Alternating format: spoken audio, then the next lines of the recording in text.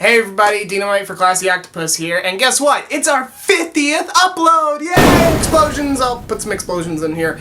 Anyway, for our 50th upload, I wanted to do something really special. So welcome to the Collaborative Story Project, where I start a story and have my friends and family finish it. So, this is the story of Joe the Jellyfish.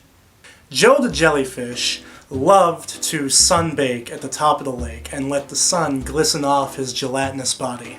One day, Joe forgot to put on sunscreen and it turned his miraculous gelatinous body a dull brown shade.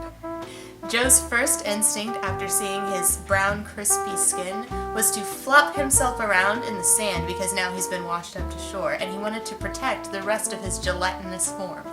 Now that he's covered in sand, he started to look like a starfish. And then another little starfish swam across the sand with him and said, "Hey, starfish! Long time no see!" He's like, "Whoa, I'm actually not a starfish." And before another second passed, a sea urchin rolls up next to them. And he's like, "What are you two starfish doing in my territory?" Puffing out its chest and sticking out its spine, scaring them too. Not sure what to do, Joe looks at the other starfish and realizes that maybe he should be a starfish for a little bit. Joe, identifying with his newfound culture of starfish, immediately backs up the other starfish and says, "Hey, we were here first, you know? Us starfishes have been in this territory for minutes. So, get out of here, sea urchin, you urch." That's a derogatory term for sea urchins. So the sea urchin gets really upset, right? Because he just got dissed in his own territory, so he goes back home to get his buddies. Then the sea urchin said, "Fellow sea urchins, lend me your spines. There are two starfish now that have encroached on our territory.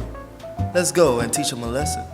But what the sea urchins didn't realize is Joe knew their secret weakness.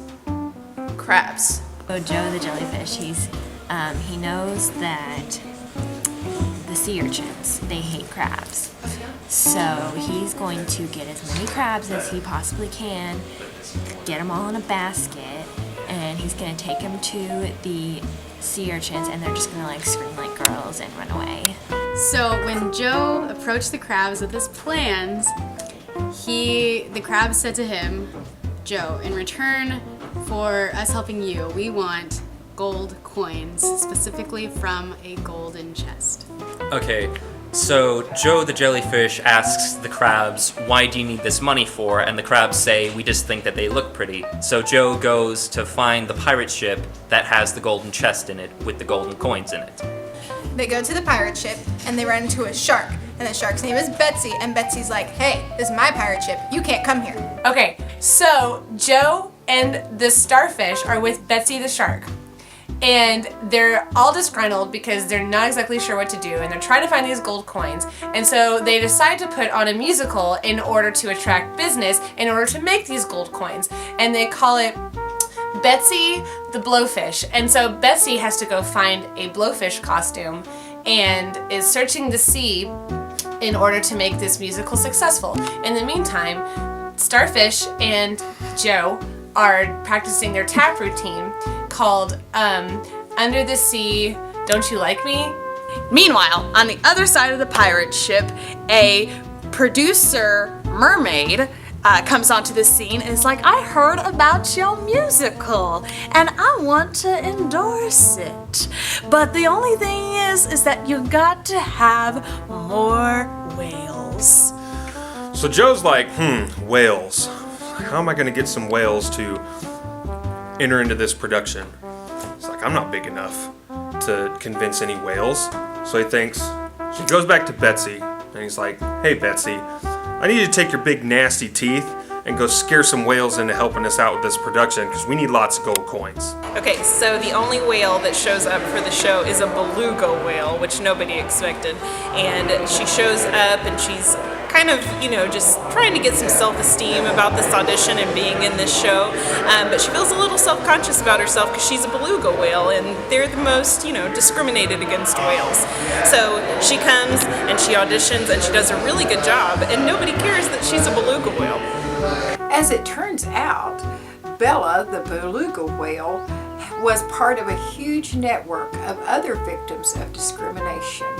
And because of her rising stardom, all the victims rallied to make the show a huge success, and huge amounts of gold coins were raised. Because of the huge success of the show, the crabs were employed to become diplomats to bring world peace between the starfish and the sea urchins. Because of this, peace reigned over the seedom for years and years afterwards, and it was always credited that Bella was the hero of the story. Meanwhile, Joe's gelatinous skin grew back, and he was able to return to the sea and live in peace with wonderful memories of his time on the shore. And that's the story of Joe the Jellyfish. Thank you so much for watching this video. Thank you to all the awesome people who contributed to this. If you enjoyed this video, be sure to like it and to subscribe to Classy Octopus on YouTube. And if you like, tell me where you think the story should have gone in the comments below. I will see you next time. This is Dynamite for Classy Octopus, signing off.